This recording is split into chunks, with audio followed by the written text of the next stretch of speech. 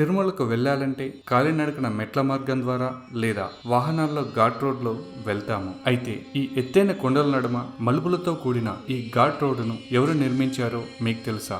భక్తులు ఏళ్ల కాలం నాటి నుండి వెంకన్న దర్శనం కోసం దట్టమైన అడవిలో కాలినడకన పాదయాత్రగా వెళ్లేవారు. కానీ భక్తుల సంఖ్య పెరగడంతో తిరుమలకు రోడ్డు వేయాలని అప్పుడు బ్రిటిష్ ప్రభుత్వం 1943లో ప్రముఖ ఇంజనీర్ మోక్షంగుండం విశ్వేశ్వరయ్య గారికి ఈ పనిని అప్పగించారు. విశ్వేశ్వరయ్య గారు ఈ శేషాచలం కొండల్లో సర్వే చేసి ఏమాత్రం సాంకేతికత లేని ఆ రోజుల్లోనే క్లిష్టమైన మలుపులతో కూడిన ఈ ఘాట్ రోడ్డును కేవలం 1 సంవత్సరంలోనే అలిపిరి నుండి తిరుమల నిర్మించారు. తొలి రోజుల్లో ఎద్దుల బండ్లు, గుర్రాల మీద భక్తులు తిరుమలకు ఈ రోడ్లో వెళ్లేవారు. తర్వాత భక్తుల రద్దీ పెరగడంతో బస్సులు ప్రారంభించి మరొక ఘాట్ రోడ్ నిర్మించారు. విశ్వేశ్వరయ్య గారు రూపొందించిన మొదటి ఘాట్ రోడ్ నేటికి చెక్కు చెదరకుండా భక్తులకు అందుబాటులో ఉంది.